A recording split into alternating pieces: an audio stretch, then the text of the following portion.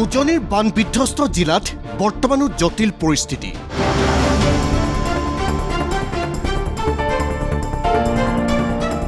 প্ৰয়োজনীয় তথ্য সংগ্ৰহৰ ক্ষেত্ৰতো অসুবিধাৰ সৃষ্টি।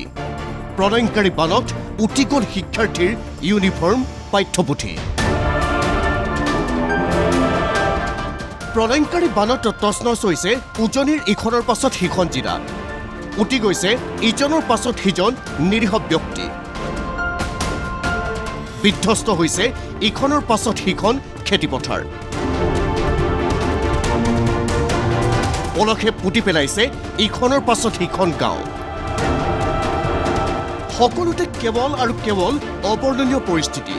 বৰ্তমানো পানীৰ তলত ডুব গৈ আছে ইখনৰ পাছত সিখন শিক্ষানুষ্ঠান। এই ক্ষেত্ৰত সৰ্বাধিক ক্ষতি শিৱসাগৰ জিলাত। শিৱসাগৰ জিলাৰ কমেও 6 শতাধিক বিদ্যালয় ক্ষতিগ্ৰস্ত হৈছে প্ৰলয়ংকাৰী বানত। প্ৰলয়ংকাৰী বানত যোৰহাটত ক্ষতিগ্ৰস্ত হৈছে 350ৰো অধিক শিক্ষানুষ্ঠান। চৰাইদেউ জিলাত 160খনৰ অধিক শিক্ষানুষ্ঠান আছে পলসৰ তলত। অনুৰূপ পৰিৱেশ গোলাঘাট জিলাতো। গোলাঘাট জিলাতো ক্ষতিগ্ৰস্ত হৈছে 25খনৰ অধিক শিক্ষানুষ্ঠান। অৱশ্যে এই মুহূৰ্তলৈকে উপলব্ধ হোৱা নাই সম্পূৰ্ণ তথ্য। বৰ্তমানো বিচ্ছিন্ন হৈ আছে যোগাযোগ ব্যৱস্থা। বহু বিদ্যালয়ত আছে আশ্ৰয় শিবিৰো। গ্ৰীষ্ম বন্ধ খোলাৰ লগে লগে উজনিৰ বান বিধ্বস্ত জিলাত পাঠদান প্ৰক্ৰিয়া আৰম্ভ হোৱাৰ সম্ভাৱনা তেনেই ক্ষীণ। এই গোটেই বানপানী যথেষ্ট মানুহৰ ঘৰৰ ক্ষতিসাধন হৈছে। হাঁহ, কুকুৰা, গৰু, ছাগলীৰ যথেষ্ট ক্ষতি হৈছে। বহুত পশুধন মৃত্যুমুখত পৰিছে। ফিচাৰীসমূহৰ বিস্তৰ ক্ষতি হৈছে। কঠীয়াসমূহ ধ্বংস হৈছে। ল'ৰা ছোৱালীৰ স্কুল কলেজৰ চাৰ্টিফিকেটছবিলাক নষ্ট হৈছে। আৰু বাচন বৰ্তনৰ পৰা ঘৰত সাজ পোছাকলৈকে মানুহৰ অবৰ্ণনীয় কষ্ট হৈছে। ইয়াৰ বাবে বান বিধ্বস্ত অঞ্চললৈ যাব মন্ত্ৰীৰ দল। ভাগে ভাগে সমগ্ৰ বিষয় কৰিব তদাৰক।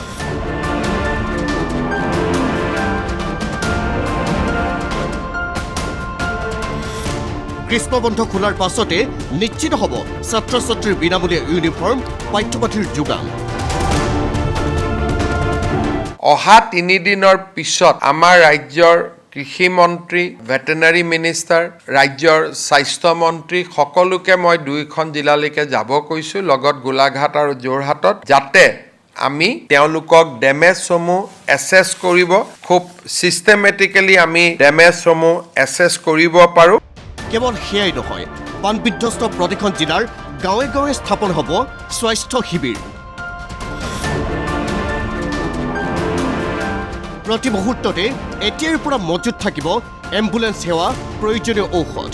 ইয়াৰ বাবে ইতিমধ্যে গঠন কৰা হৈছে মেডিকেল গোট, ক'লে মুখ্যমন্ত্ৰী ডক্টৰ হিমন্ত বিশ্ব শৰ্মাই।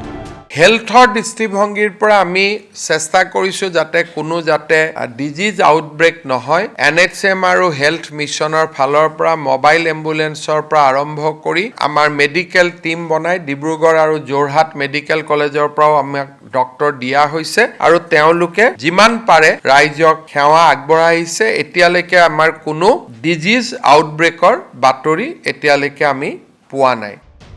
ইমানেই নহয়, দুৰ্গতসকলক সকাহ দিয়াৰ বাবে বান বিধ্বস্ত জিলাসমূহত পূৰ্বৰ পৰাই আছে মন্ত্ৰীৰ দল, তদাৰক কৰিছে সমগ্ৰ পৰিৱেশ। পৰিস্থিতি জটিল হৈ আছে। আমাৰ মন্ত্ৰী বিমল বৰা, সুশান্ত বৰগোহাঁই তাতে আছে। কেশৱ মহন্ত ডাঙৰীয়া বিধানসভাৰ অধিৱেশনত যোগ দিবৰ কাৰণে কালি আহিছিল যদিও আজি ৰাতিয়ে আকৌ শিৱসাগৰ বা চৰাইদেউলৈকে তেওঁ আজি আকৌ যাত্ৰা কৰিব। Bureau report, ND24।